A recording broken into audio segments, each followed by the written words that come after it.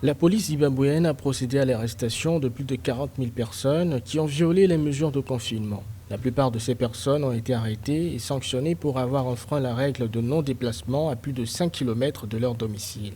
D'autres n'arbораient pas de masque de protection ou avaient gardé leur entreprise ouverte.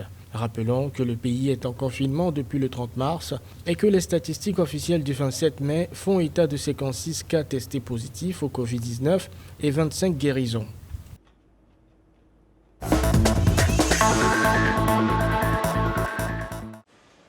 Les librairies du Maroc ont repris leurs activités après 2 mois d'arrêt et une longue période de fermeture imposée par l'état d'urgence sanitaire. Le ministre de la Culture, de la Jeunesse et des Sports, Otham El Ferdaous, avait déjà annoncé la reprise de l'impression et de la distribution des journaux et des magazines, puis la réouverture des kiosques et des librairies.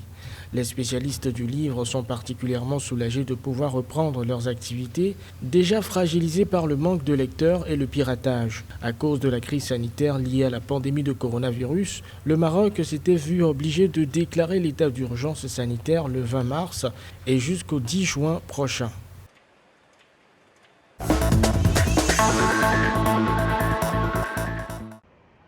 Au Mozambique, la directrice à la santé publique nationale Rosa Marlene a annoncé que le pays a enregistré son premier décès dû au Covid-19. La victime était une jeune fille de 13 ans de la province de Nampula.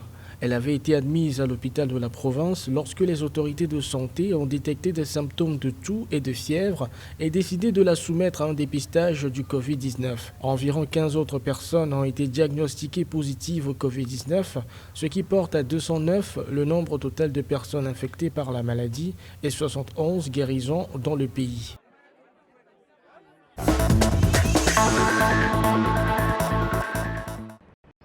La ministre égyptienne de la Santé, Hala Zayed, a lancé une enquête sur la mort d'un médecin atteint du coronavirus. Walid Aya, âgé de 32 ans, est décédé sans avoir pu obtenir un lit dans un hôpital destiné aux personnes en quarantaine, tous étant arrivés à saturation depuis le début du mois.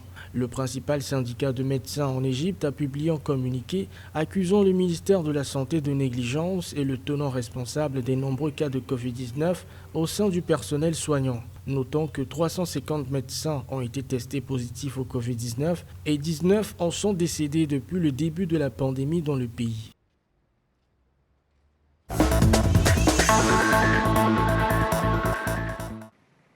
L'allègement des restrictions dans 95 des 135 districts en Ouganda a débuté ce 26 mai. Les voitures privées peuvent désormais reprendre la route. Les commerces et restaurants sont également autorisés à rouvrir. Toutefois, les boîtes de nuit et les salles de sport resteront pour l'instant fermées. Alors que le transport public doit reprendre le 4 juin 2020, l'attaché de presse du chef de l'État a mis en garde les Ougandais contre tout relâchement. Au 26 mai, le pays a enregistré 253 cas confirmés positifs au Covid-19 et 69 guérisons.